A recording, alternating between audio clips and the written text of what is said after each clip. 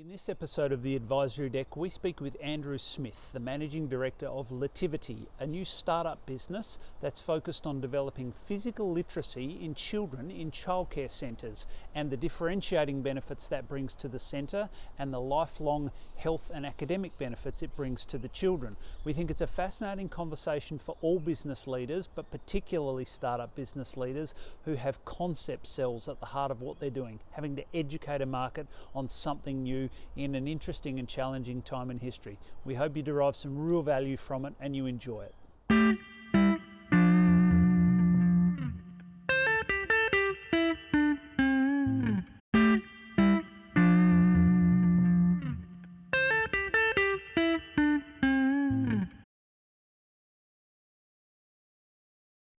Welcome back to the Advisory Deck. I'm joined once more by James McGill, my partner in crime. How are you, James? I'm good, Troy. Thank you so much for joining us on what you now know are conversations about business concepts, business challenges, trying to add some value to business leaders as we unpack some things that certain businesses are going through that we think have a common overlay in a lot of organisations. Today, we're joined on the Advisory Deck by a special guest who's beaming in live out of Melbourne. It's Andrew Smith, who is the CEO of Litivity. How are you, Andrew? Yeah, going well, thanks, Troy. Definitely trapped inside, but going okay, thanks.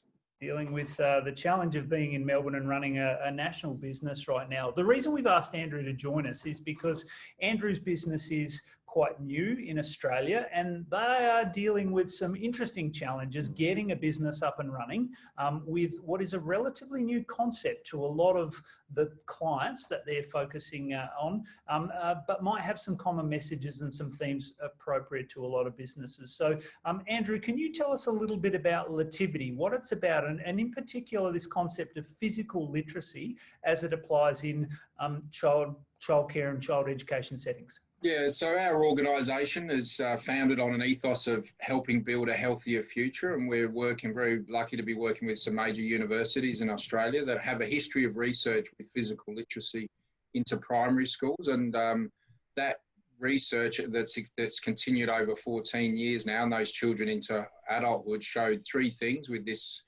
delivery model around physical literacy is that the children had lower cardiovascular disease factors, were healthier, like diabetes and obviously cholesterol and so forth, and then actually had more exercise, so in some essence fitter.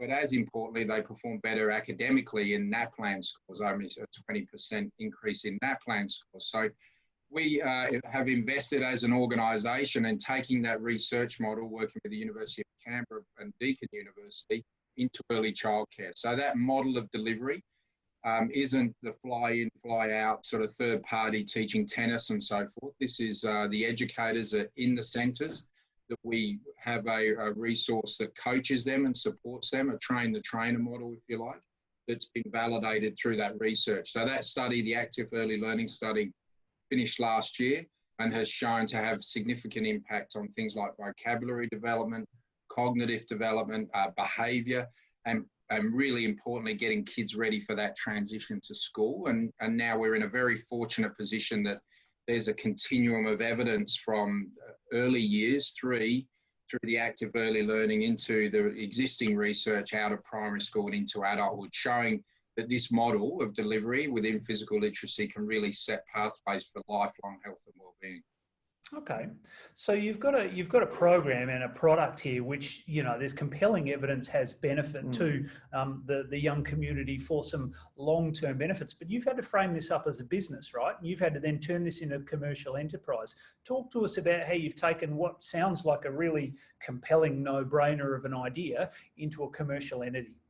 Yeah, I think the first and foremost, we need to be very true to the research. We're lucky with that collaboration, and obviously that's been an investment from our organisation into this research. So we're very true to that model, but we need to be able to scale and we need to be able to deliver in a service in a competitive environment. So our approach to this is not only to be true to the coaching model, where the coach comes in and works with the educators in each of the centres to build their confidence and competence. So that's the core model that's been validated in the research. But we also have a higher, now the research is finished, we have a broader approach that we can focus on not only within the centre to support things like quality improvement folders, resources, accreditation and assessment, but further into and back to our ethos of helping build a healthier future, how we engage and inspire the parent group and then into the community. And this is all done very much in collaboration with other key community groups as well. So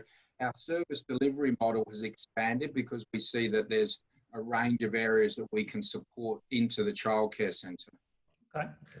So Andrew, one of the challenges for a business that's got a new concept is getting that concept out to the market and convincing the market, here's something brand new, you haven't heard of it before, and it's worth your money. It's worth investing and taking something out of your budget and applying it over here. How have you found that process of educating the market? And being that first mover advantage is great, but you have to educate the market that that's actually worth doing. So what's your approach? Yeah, it's interesting. And I guess the challenge is there that we always, as a third party provider, we might end up in the soccer training or the tennis coaching, and with the power of the research, it's very important that we discuss that and the integrity of the research. So that's the investment and the fortunate position we're in now. So that's, and I think from what we try to do is we've tried to find like-minded partners in those customers that are probably in the early adoption phase, ones that their ethos and philosophy resonates through what we've done, rather than, you know, there's 16,000 early childcare providers in Australia and some are very large ones. And we need to be very cautious and conscious about how we not only do we scale and deliver, but we work with the like-minded partners. And I think that targeted approach is a really important factor of our marketing and sales strategy.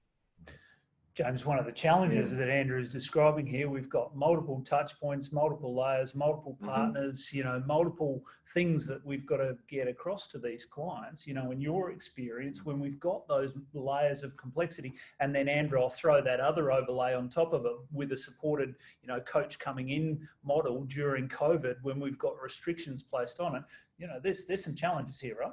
Yeah, there are. And I think the interesting thing, Andrew, will be curious to hear your thoughts as well, is, you know, you can sit around the table with your team, your board, and map out a go-to-market strategy around, you know, this new product and how do we go and convince the market that it's actually worth taking on.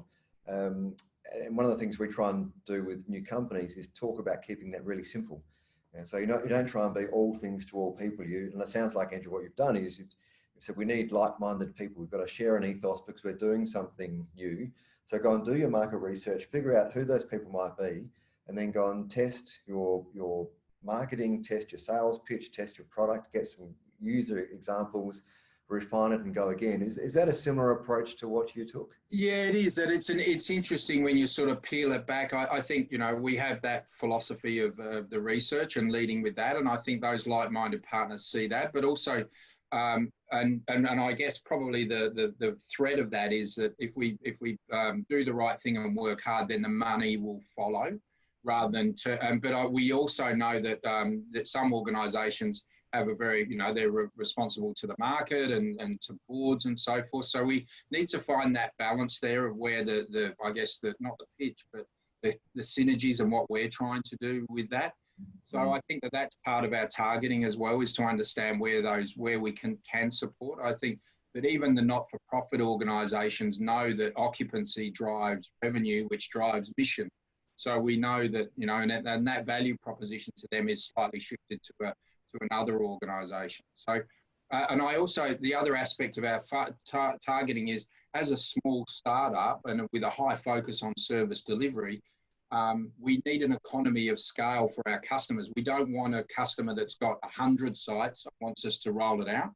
But we also, on the other end, we can't do ones and twos of the local doctor that owns a childcare centre, because of our emphasis on marketing and social media communications, and not white labelled, very much tailored to what the way they deliver things. We need an economy of scale within those number of centres to make that effective. I want to unpack something here, if I can. We spend a lot of time talking to startups, people who are out there looking for money from investors. And it's a classic, many first-time founders fall for, is this idea of there are 20,000 customers for our product, 20,000 childcare centres. and we just need to capture 5% of that, and we're going to be making X amount of revenue. And I think what you're hearing from Andrew quite clearly here is, if you go through those 20,000, how many childcare centres are there in preschool? There's 16,000. That there's probably 20% of those are made up by 5 or 6 large providers, but the rest sort of tail down. There's a long tail of single owners and Yeah, and I'm guessing from what you're saying, and sometimes it takes time to figure out what your segmentation actually is, right? You know, there isn't a database you can go to that gives you every single customer in your total addressable market and says, well, these are the ones that meet your criteria. It takes some time to figure this out. But what Andrew's talking about is segmentation, and saying we don't want every customer. We don't think every customer who's got a registered childcare centre is actually suitable for us. So we're not going to try and carpet bomb the entire market. We're going to be quite specific. We're going to take our time to learn what works, and then we'll figure out some more market intel. We've got to make sure we scale properly. I guess quality control for you is a significant issue, both because you're working off research. So you can't throw the research away and just start trying to sell. You've got to stay true to that research, which means having, I'm guessing, well-trained and credible salespeople who can understand sales and research and put things together. So I think it's always interesting when someone, and Andrew, you seem to be really well across your market and your value proposition understands that.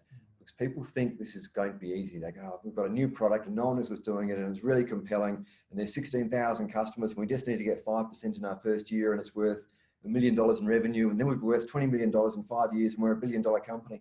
It just doesn't work like that. And I think Andrew is talking through exactly the reality of these things. It's never that easy, but the market is also never that big, right? And you start with one step and you learn and you go, and the smart ones do it in stages. You know, you don't try and be everyone really quickly. So I think you're describing almost, I think, what would be a great case study of how to start a business and grow, and expect that it's not easy, but if you do it well, you can be successful. Yeah. Well, maybe, Andrew, I can ask you that question then. You know, I know you've garnered some great early success with a handful of clients that, you know, you've had to get them, despite the compelling nature of what it is you're offering here, you've had to get them on board with a concept sell. You've had to get them to invest some budget. What are the things that you've done, do you think, that have got those first cohort of customers on board, and I guess, you know, using them as the launch pad to grow from? What's sort of... And it's interesting. The randomised controlled trial had 16 centres in it, so 8 in the control and eight in the intervention. So we immediately had an engaged conversion rate, even in the control centres. But, you know, as one of the owners has said to me, it's wonderful that we're doing all of these things really well for kids and we're investing in the future, but I have a business to run. And you need to, and if you don't deliver, we'll stop the program and the curriculum. And that's the reality of it. So I think that what I've learned is that we can't beta test our customers as well. It's almost, you know, the swan. We need to be very calm on top, but underneath, as a startup, we're really stretched and we're working hard. But at the front of the shop, our service delivery needs to be really sharp. We can't infer that just because they're coming on a journey with a startup, that there's some flexibility there in relation to the quality and process. And we probably learned the hard way with that. Not that we've lost customers, but we've had some tough conversations and taken, you know, and our own medicine, I guess. And then COVID came, and for all of the misgivings and all of the challenges, we went down to 0 revenue, and that's tough in any environment.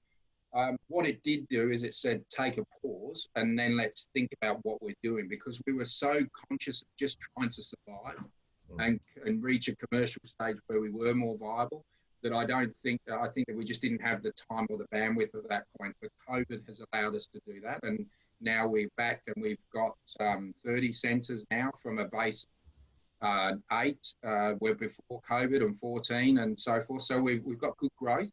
And now we're into that next stage, I guess, that we talked about, trying to get to 30 or 40 by, you know, January, February next year. So, yeah, so there's some learnings that have really helped us there. But that front of shop is really important to understand that the quality has got to be sharp. A message there around don't waste a crisis. Right? Yeah. You use the downtime to reposition if you need to. Can I ask from a business model perspective, 2-part question. What's your pricing strategy? Not the dollar amount. Yeah, of course. How do you go and present to a client and explain your pricing? And then also, how do you demonstrate, or what is the value they actually get from working with you? Is it a dollar value? Is it a point of differentiation in the market that they can say we're working with you and therefore we're a better choice for your child than the place around the corner? So a two-part question for you. Yeah, look, and I'll start with the last one. I think that what we had this sort of vision that we'd be sitting around having a drink and we're talking about childcare, and someone would say, well, my son's learning Japanese at a childcare centre, and, you know, for all intensive purposes, they're rote learning a language. They're not really learning a language. And what we believe is that another parent would say, well, actually, my child's at this centre and they've been research, evidence-based, and it's going to put them on the path for health and well-being, but also for academic and school. So all of those things, that was some of our litmus tests, I guess. And so that was the process. And we also know that it's a very competitive environment, you know, 16,000. So what's going to make those decisions for new parents when they're sitting around having a coffee with the brochures and saying, well, should we send them there? Or so we try to reflect on what that target audience is. And for childcare centres, it's clearly engaging the parents within the centre and bringing in new parents, potentially, depending on their occupancy. So that was one of the metrics that we've looked at. So I guess to answer your second question is, or the first part of that question is, we want to understand, and I guess we sort of walk a mile in their shoes. What's it like to be a centre director? What do you have to do to report up to what are your metrics that you're measured on? And we can't solve the world or boil the ocean, but we can find areas where we believe we can add value and make their job easier. An example is every year they do a transition to school report for the children that leave and go to primary school. So we do baseline testing and then exit testing. Those exit reports go into the transition to school. So for a centre director, they go, fantastic, you know, don't worry, they've got us covered kind of approach. So we try to find areas within the business where we can add value. And I think that's really understanding and getting under the hood, I guess, of where that fits. And so our model then comes back to not just the study, but the rest of the value proposition around it. And it can be, of course, offset with government funding through kindergarten funding schemes and so forth. But we believe the barrier to entry at our price point can also be reduced by you don't have to have the third parties coming in anymore with teaching soccer and so forth, because you've got an engaged and empowered educators, which is really good for staff retention and engagement, as we all know. So that value proposition is quite unique there, because there's no other, we don't see at this point, other service providers doing that same footprint as us. Yeah.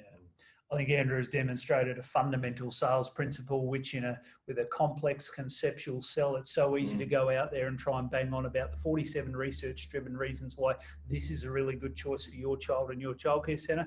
Instead, let's actually think about the client. Let's actually think about what a centre director is motivated by, measured on, and the things that will help them get their community engaged. And the more you get to understand the complex aspects of what it is that you're actually offering here, Andrew, just slot in neatly as solutions all along the way. And I think that's, that rule applies to anyone trying to sell something that has multiple facets to it. Put your brochure back in your bag, spend the time asking the questions, understanding them, and to your words, Andrew, walk a mile in their shoes, right? Yeah, that's exactly right. Yeah. Terrific insights. Any other questions?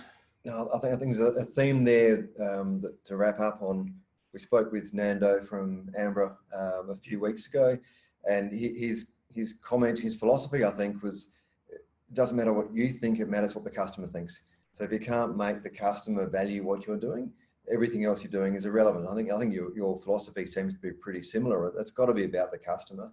If they don't care and don't get value from what you're offering, doesn't matter how good it is, doesn't matter how good your research is, how good your pricing is. If you can't convey that message and make them appreciate the value of what you're doing, you're not going to be successful. So the customer is so centric to a business model. Yeah, and you can't infer that every customer, you can have one interesting call that's focused on occupancy. They've got 40% vacancy, and we all know could infer the impact of that on an organisation profit-wise. And then the next call is all about mission and helping and developing children. And you can't infer, you've got to seek to understand. So, yeah, it's really important. Terrific insights, Andrew. We're super grateful to you in sharing some of those with us today. And we're wishing you every success. Likewise. Thank you for joining us on the advisory deck. Thanks, Andrew. My pleasure. All the best. ladies and gents, if you want to come and be part of our advisory deck conversations and unpack some principles, some concepts, some ideas that you're working through in your business, contact details down below. Get in touch with us.